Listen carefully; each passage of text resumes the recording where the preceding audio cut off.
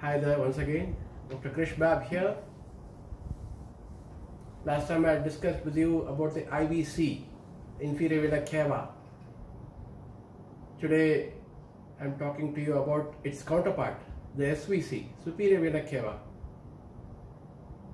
As large a vein as the IVC, but not as long. It's a very short vein.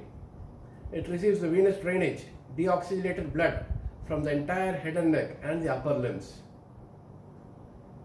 From the head and neck, the jugular veins carry the blood. From the upper limb, the subclavian veins. Both these join together to form the brachiocephalic vein, right and the left brachiocephalic veins.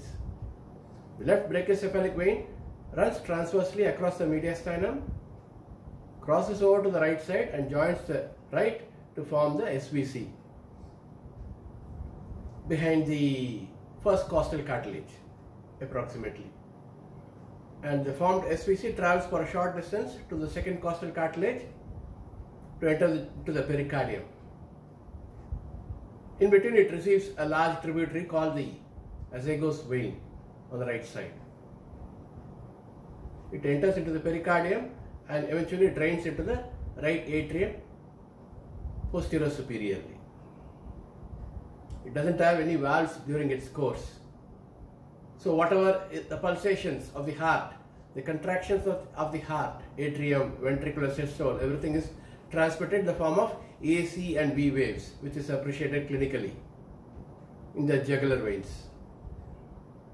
The SVC is the most intruded vein also in the form of central venous catheters, peripherally inserted catheters, centrally inserted catheters for nutrition, long-term nutrition purposes, total parenteral nutrition, for chemotherapy, for of course nursing the sick patients who are in the intensive care units. This tip of the catheter monitors the pressures of the right heart as well. The superior vena cava can get compressed by a variety of lesions. It can be a plunging goiter, it can be a thymus mass, it can be a carcinoma, metastatic carcinoma, lymphomas, causing obstruction.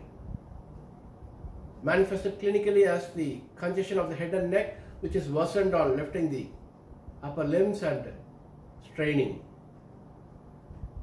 Usually treated by radiotherapy and chemotherapy. It is not subjected to surgery most of the time, the superior vena cava. Having come so close to the heart, we can discuss some veins of the heart also. The heart itself has got a venous system of drainage. The coronary sinus is the principal receiver of all these veins.